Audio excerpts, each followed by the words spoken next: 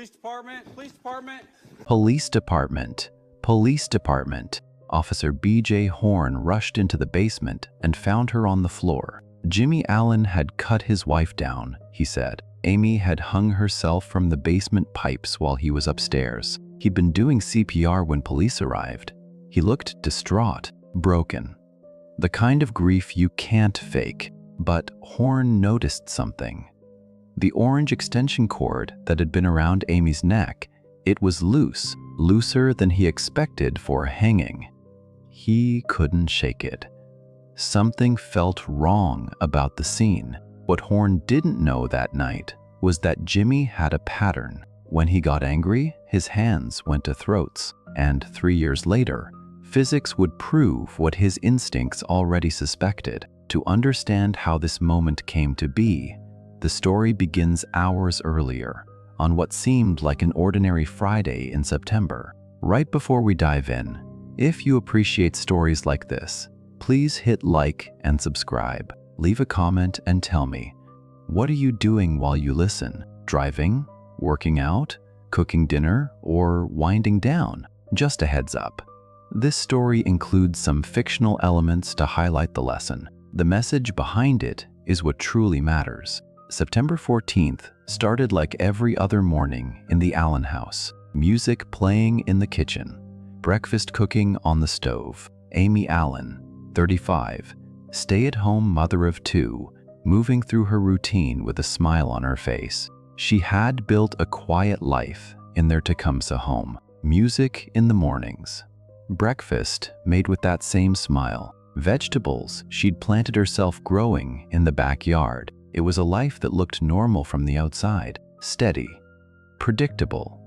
The kind of life that neighbors saw and thought nothing of. Ashley, their 15-year-old daughter, left for school that morning like any other day. Jimmy Allan worked in video production for an auto accessories company. It was the job that had brought them from Florida to Michigan a year earlier. The dream job, he'd called it. The fresh start. What no one in that house knew was that Amy was living 2 lives. Throughout the day, she exchanged messages with someone named George. He lived somewhere on the East Coast. He was married. Amy had never met him in person, but she'd been messaging him for 3 years. The relationship was intimate. It was secret, and it continued right through her last day. By afternoon, one of those messages read, "I'm excited to see you again." She made dinner that evening, prepared the house, moved through the familiar rhythms of her day. Nothing about September 14th suggested these were her final hours of normalcy. Nothing marked it as different from the hundreds of days that had come before it. Around 7 o'clock that evening, Amy and Jimmy sat at a local bar called JR's. Bartenders who worked there later said the couple seemed tense. He raised an idea: selling the house, moving to North Carolina, starting over somewhere new. A complete change. Amy pushed back. That was unusual for her. Friends who knew them would have noticed it immediately. The conversation had an edge to it. The kind of tension that builds when someone finally stops agreeing to everything. When the default answer changes from yes to no. "I hope that works out for you," she told him. Jimmy looked at her across the bar. "What do you mean, me? I'm talking about our life." But the argument was already escalating. The words were getting sharper. The space between them was growing colder. Amy stood. She walked out of JR's alone, headed toward home on foot. The bar was close to their house, just down the street. Did she know, walking out of that bar, that she had less than 2 hours left? At 7:51 p.m., a security camera outside JR's recorded her, walking away from the bar, heading in the direction of home, alone. Her figure moved through the frame and disappeared. It was the last footage of Amy Allan alive that anyone outside that house would ever see. Jimmy Allan's version of what happened next would be specific, almost to the minute. He told investigators he arrived home around 8 o'clock that Friday night. Amy was there with her sister Ashley and Ashley's boyfriend George, who'd been visiting all afternoon. The house felt normal, familiar. Amy mentioned she needed to feed their cat, Louie, down in the basement. Jimmy said he'd heard her go downstairs around 8:30 p.m. What happened in those next 10 minutes would become the subject of intense scrutiny. Jimmy claimed he was upstairs watching television when he heard Amy call out to him from the basement. An argument, he said. Nothing unusual for a couple married 6 years. He didn't go down to check on her. He stayed on the couch, scrolling through channels, eating chips from a bowl on the coffee table. Then, silence. At 8:40 p.m., by his account, something made him go downstairs. Maybe it was the quiet. Maybe it was instinct. What he found would shatter everything. Amy was hanging from an electrical cord tied to exposed plumbing pipes in the unfinished basement ceiling. Her body was still. The cat sat nearby, watching. Pattern interrupt, narrator break. Here's what you need to understand about strangulation deaths. Time matters. Every second matters. The human brain can survive roughly 4 to 6 minutes without oxygen before irreversible damage occurs. Jimmy Allan says he found his wife at 8:40 p.m. He didn't call 911 until 8:52 p.m. 12 minutes. Arizumi scene. The 911 call came through at exactly 8:52 p.m. Jimmy's voice on the recording was frantic, broken. My wife hung herself in the basement, he told the dispatcher. I need help, please. Officer B.J. Horn was first on scene. He arrived at the Oak Street residence within minutes, pulling up to a modest 2-story home with all the lights blazing now. The front door stood open. Horn announced himself, Police Department, and entered cautiously, his flashlight cutting through the dimness of the entryway. Jimmy met him in the hallway, his face pale, hands shaking. She's downstairs, he managed.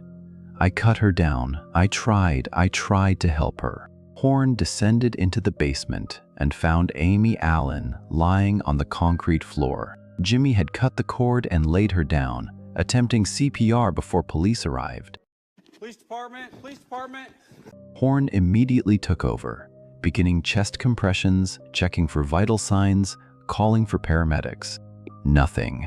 Above them, Horn could hear Jimmy in the kitchen, his grief erupting, the sound of the potato chip bowl slamming against the wall, sobbing. The raw, guttural sounds of a man who just lost everything, or a man who wanted it to sound that way. Because as Officer Horn worked on Amy's body, something caught his attention, something that didn't quite fit the narrative of a suicide by hanging. The electrical cord that had been around Amy's neck when Jimmy cut her down was still lying nearby, photographed in place by the second officer who'd arrived. The cord around her neck was loose, looser than Officer Horn had expected it to be for a hanging. Amy's family got the call 14 hours too late. Officer Horn kept compressions going until the paramedics arrived. They loaded Amy onto a stretcher, her body limp, unresponsive. Rush transport to a hospital in Ann Arbor, 40 miles north. Life support. The machines would breathe for her now. Jimmy Allan didn't make the call himself. His father did. Billy Allan, Jimmy's father, was the one who called Amy's family with the news, not Jimmy himself. 14 hours after Amy had been found hanging in that basement, 14 hours after the 911 call, and when Billy finally dialed Amy's parents in Florida, he told them their daughter was dead. She wasn't. Not yet. Amy was on life support in an Ann Arbor hospital, machines breathing for her, keeping her heart beating. But Billy's message had been absolute.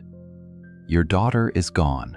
Amy's parents, her sister, and other family members made the hours-long drive from Florida to Michigan when they finally learned the truth. By the time they arrived, they had nearly missed their chance to say goodbye. The family stayed. For 3 days, they kept vigil in that hospital room. Amy's mother sat beside the bed, holding her daughter's hand. Her father stood watch. Ashley was there. Others from the family came. They talked to Amy, told her they loved her, said everything that needed saying. The machines beeped. Her chest rose and fell. 3 days of goodbye. On September 17, 2018, the doctors explained what the family already understood. No brain activity. Irreversible damage. The only thing keeping Amy alive was the equipment. They made the decision together. Amy Allan was taken off life support that afternoon. She died with her family around her, the people who had loved her from the beginning, not the man she had married. What kind of mother makes tacos for her family, drives her 15-year-old daughter to a football game, and then goes home to hang herself in the basement an hour before pickup? That question haunted Amy's mother. The police were calling it suicide. Jimmy's timeline, his 911 call, his grief, depression, they said. An argument. Amy went downstairs alone, but Amy's mother knew her daughter. Amy had just made dinner that Friday night, tacos. She had driven Ashley to the high school football game and told her she would be back in an hour to pick her up. You don't plan a pickup time if you're not going to be there. You don't cook for your family and then leave before your child comes home. The timeline was wrong. The behavior was wrong. The whole story was wrong. A mother knows. Days after the funeral, the family drove to the Tecumseh Police Department. They sat across from investigators and said what they could not shake. This was not suicide. Someone needed to look harder at the loose cord, at the 12-minute gap, at the husband who never called Amy's parents himself. The family brought their doubts to the Tecumseh Police Department. They wanted answers. But those answers would take months to become evidence, and the first piece of evidence would not come from the family's intuition. It would come from Amy's phone. Detective Rothman found the affair in Amy's phone records about a month after she died. The family's doubts had set him digging. Phone records, computer files, email archives, looking for anything that might explain what happened in that basement on September 14th. What he found was George, not Ashley's boyfriend George, who had been at the house that night, a different George, a man who lived somewhere on the East Coast, a married man. And for 3 years, Amy Allan had been messaging him. The exchanges were intimate, sexual, optimistic. They had met in person twice, the records showed. The messages never stopped. Not for weeks, not for months. They continued right up to Amy's last day. One of the final messages Amy sent, hours before she died, "I'm excited to see you again." Rothman read through months of conversation.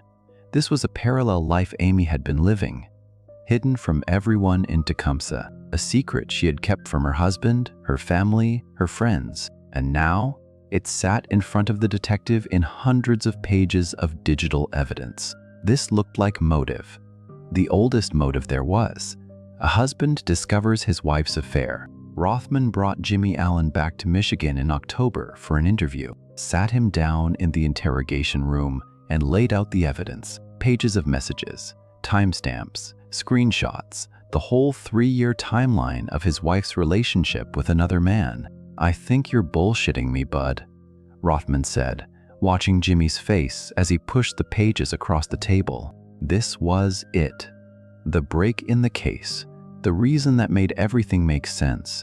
But Jimmy's reaction was not what the detective expected. No anger, no defensiveness, no rehearsed explanation.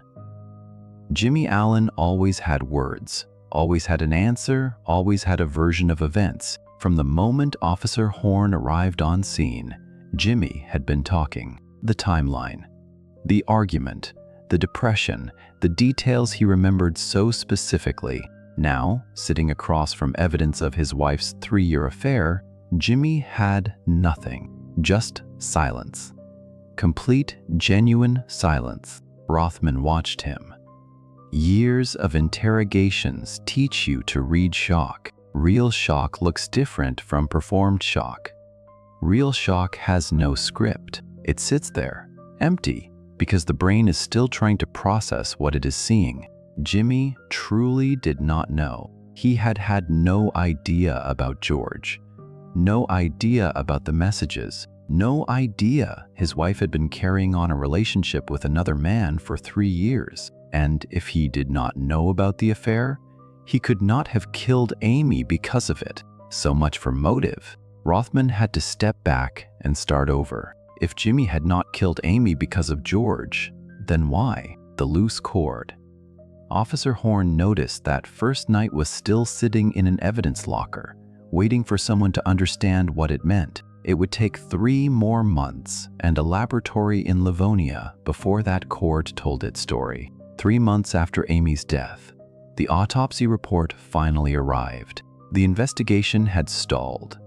The affair discovery had led nowhere. Jimmy's genuine shock when confronted with the messages proved he hadn't known about George. The obvious motive, jealous husband, discovers wife's infidelity, collapsed before it could be built. Now, in December 2018, Detective Rothman sat at his desk and opened the medical examiner's report. He had been waiting 3 months for this, hoping it would give him something solid, something that would tell him definitively whether Amy Allan had taken her own life or been murdered. The medical examiner who performed Amy's autopsy delivered a report that provided no definitive conclusions. Manner of death: indeterminate, pending additional investigative information. Rothman read the line again. Indeterminate, not suicide, not homicide. The report could not rule it either way. It was the answer that answered nothing. The medical evidence was inconclusive.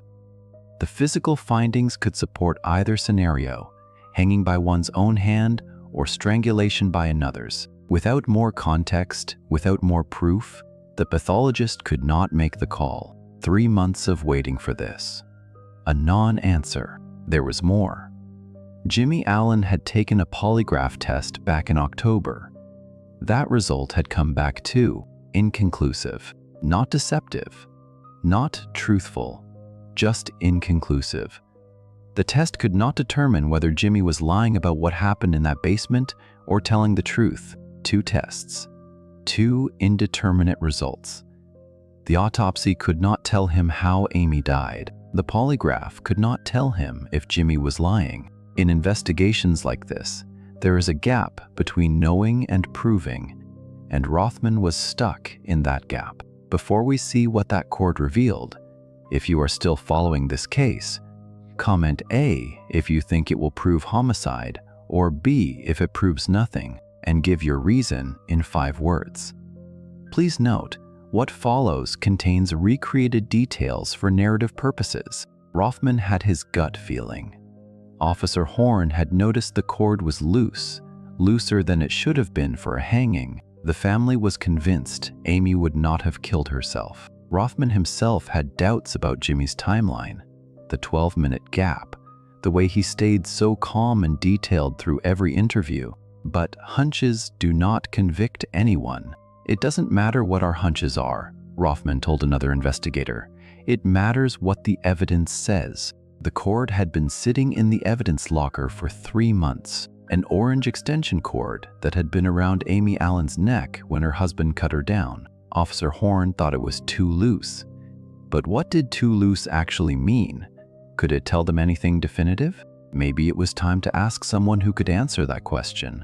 Rothman picked up the phone and called a forensic engineering laboratory in Livonia. They specialized in physical evidence analysis, mechanics, physics, the hard science of how things actually work. Could they test an extension cord? They could. What those engineers discovered would turn a dead case into a prosecutable one. The forensic engineering laboratory in Livonia received the extension cord and an unusual question. Could a body hanging from this type of cord reach the ground? The team at the Livonia Forensic Engineering Laboratory specialized in testing physical evidence to determine what was mechanically possible and what was not.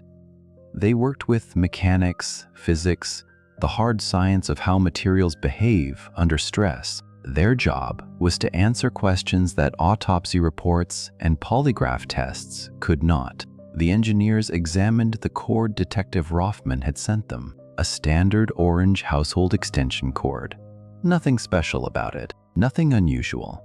Just a common piece of equipment you would find in any basement or garage across Michigan. The question was simple. If a body Amy Allan's size had hung from this type of cord, what would happen?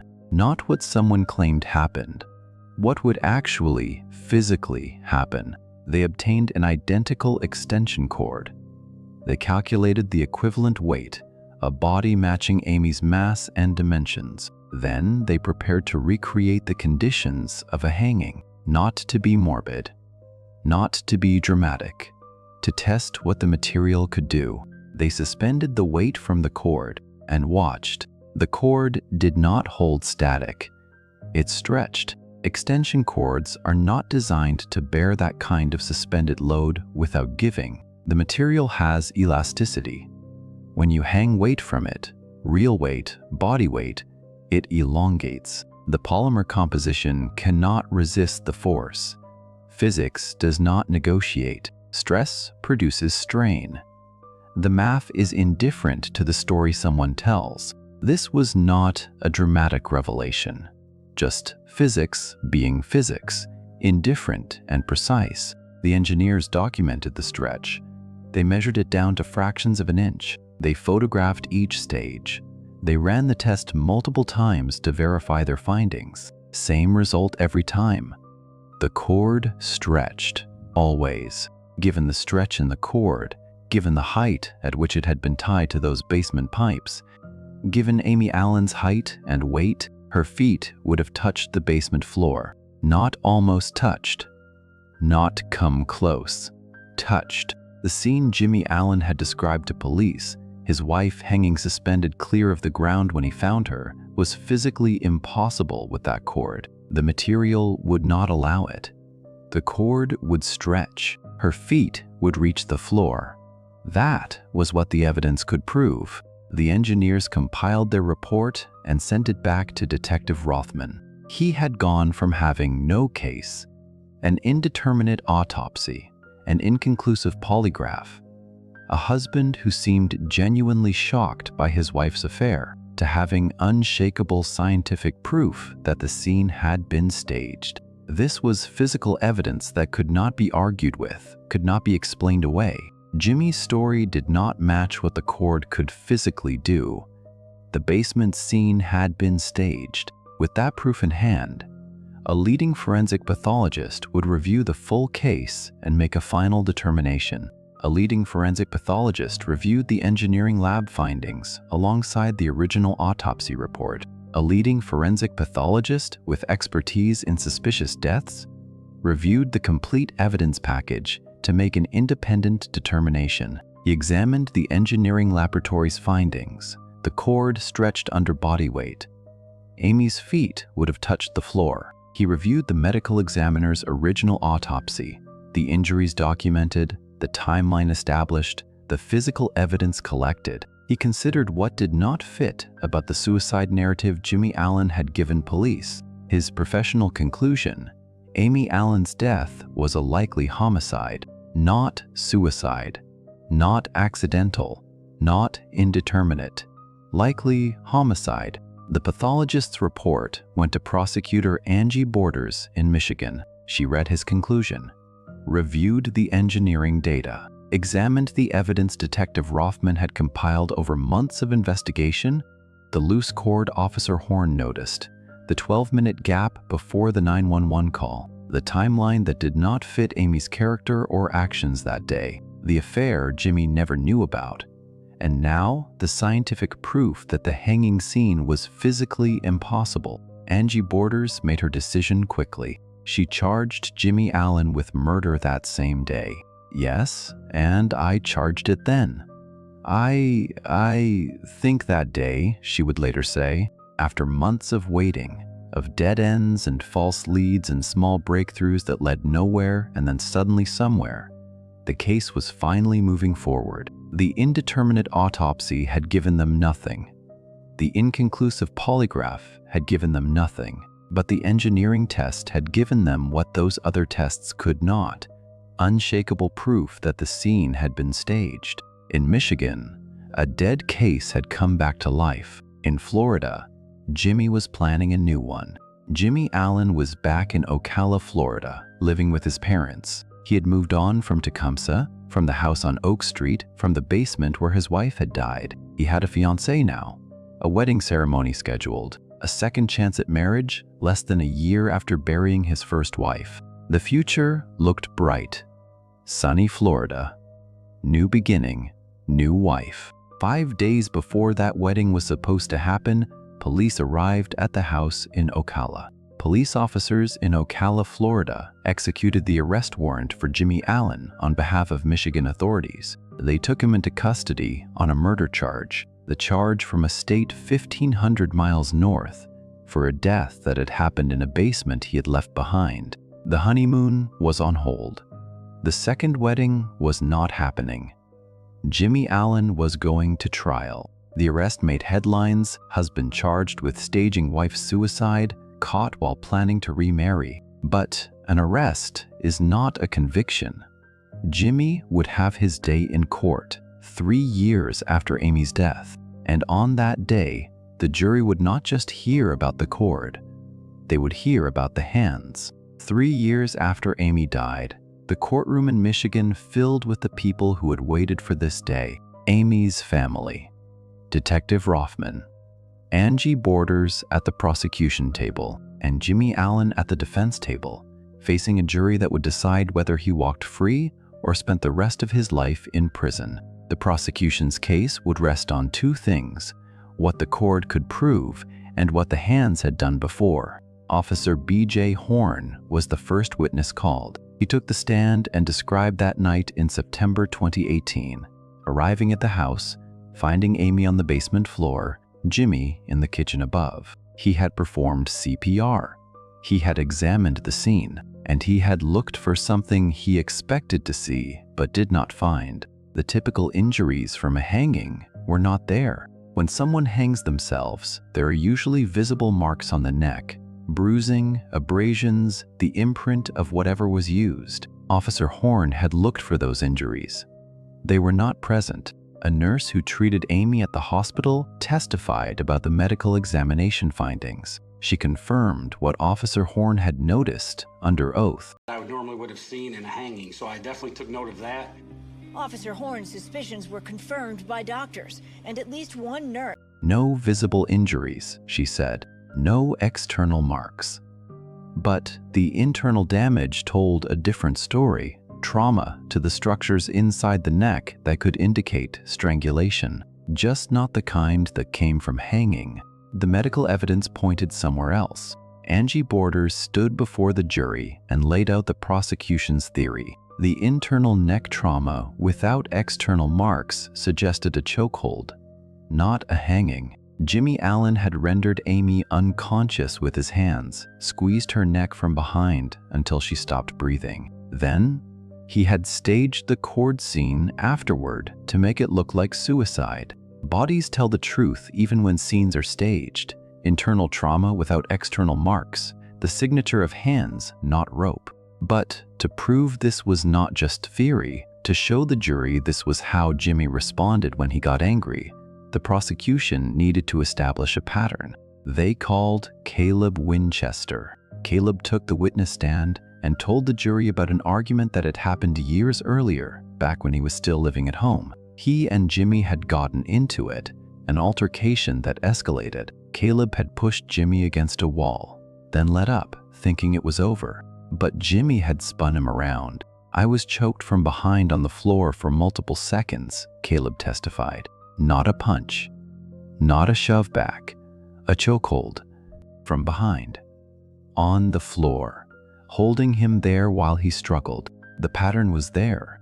When Jimmy Allan got angry, he went to the throat. When he wanted control, he used a chokehold. The jury had heard about the cord that could not have held her. Now they had heard about the hands. The engineering evidence and the human pattern, physics and violence lined up to tell the same story. But the defense would have their turn, and Jimmy's daughter would take the stand for him. Daniel Guerin stood before the jury with one question: where was the time? Jimmy Allan's defense attorney laid out the timeline for the jurors one more time. Jimmy arrived home around 8 o'clock that Friday night. Ashley and her boyfriend were still there. Amy went to the basement to feed the cat. An argument. Then silence. At 8:52 p.m., Jimmy called 911. 52 minutes.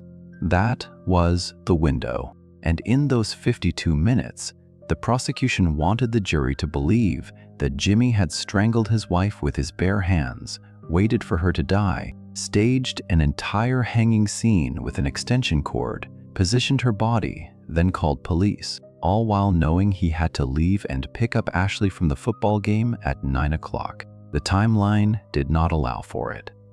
There was not enough time to do everything the prosecution claimed and still make that call at 8:52. The defense was arguing its own physics, not the physics of a stretching cord, but the physics of minutes and actions and the impossibility of fitting murder and staging into such a narrow window. Then Ashley Allan took the stand, not for the prosecution, for her father. She testified about her mother, about the drinking. Amy had overindulged in alcohol frequently, Ashley said. She became intoxicated easily. And when she drank, she turned mean, violent even. The defense painted Amy as a woman who was troubled, isolated, carrying the weight and guilt of a 3-year affair her husband had never known about. A woman who might have been capable of taking her own life that night in the basement. What does a daughter owe a father when choosing between him and the truth about her mother's death? Ashley had made her choice. She stood by Jimmy, and in doing so, she testified against the memory of Amy. But Angie Borders had been clear from the beginning about what the prosecution did and did not have. "We just didn't have a smoking gun," she said. No confession, no eyewitness, no video of what happened in that basement between 8:30 and 8:40 on September 14th, 2018. But they had the cord that could not hold a hanging body without stretching. They had the medical evidence, internal trauma without external marks. They had the pattern, Caleb's testimony about the chokehold years before. Dramatic external injuries. Prosecutors said damage inside her neck showed evidence of a chokehold. With that in mind, Angie Borders asked Caleb to testify about a fight he had with Jimmy years before.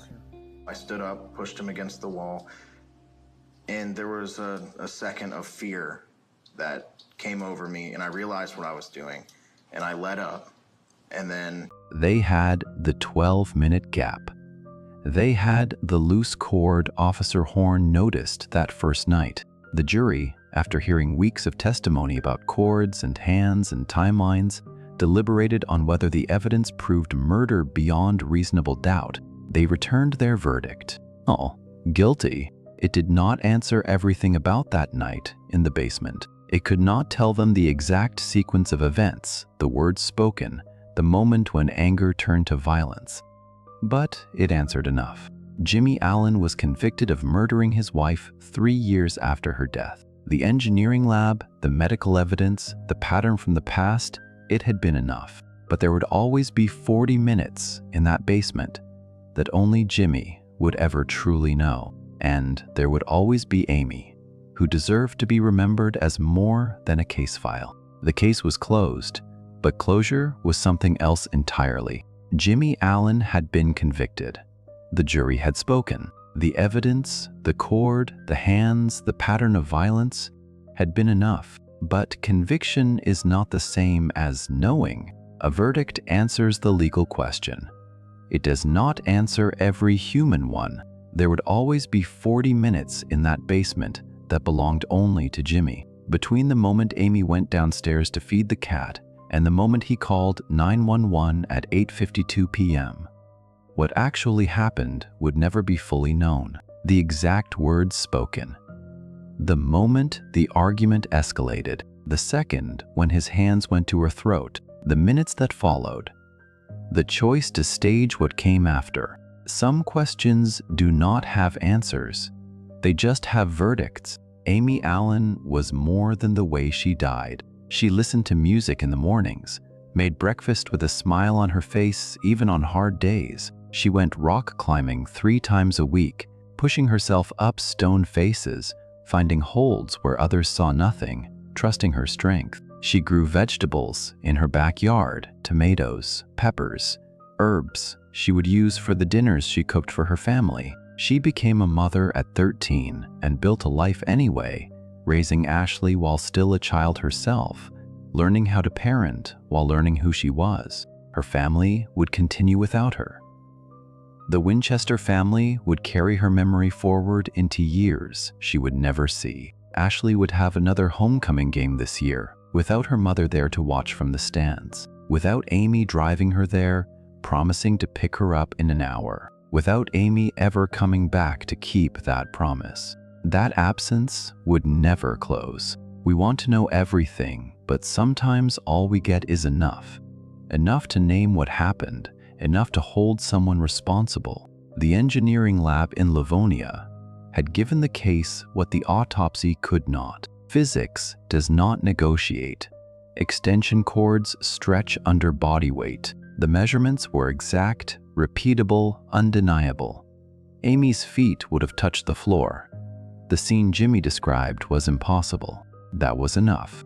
Jimmy Allan used that extension cord to try to erase what he had done, staging a suicide scene in a basement. Certain no one would look close enough to question it. The loose cord Officer Horn noticed that first night. The cord Jimmy thought would tell the story he needed told.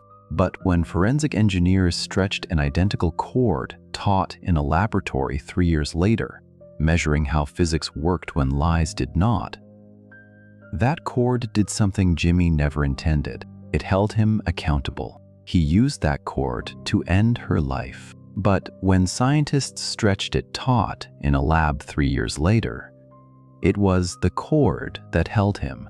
That is not closure, but it is justice, measured in inches of stretched wire and the weight of truth that could not be staged away. Amy Allan deserved to be remembered as more than the way she died. She was a mother, a rock climber, a gardener who made breakfast with a smile. Her life mattered beyond the evidence in a courtroom, beyond the engineering tests and medical reports. The Winchester family carries that memory forward, the person Amy was, not just the case that bore her name.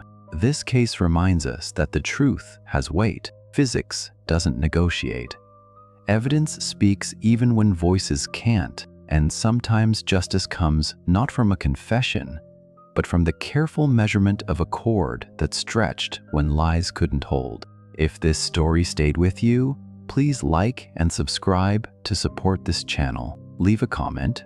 Tell me what stood out to you most. Was it the engineering evidence, the family's persistence, or something else? Share this story if you believe someone else needs to hear it. Your engagement helps these stories reach people who need them. Thank you for listening with respect and attention. This story is based on a real case, the death of Amy Allan and the conviction of Jimmy Allan for her murder. Some scenes have been dramatized to convey the investigation's emotional and evidentiary journey, but the core facts, timeline, and outcome are drawn from documented sources. To Amy's family and loved ones, this retelling is offered with deepest respect for your loss and your pursuit of justice.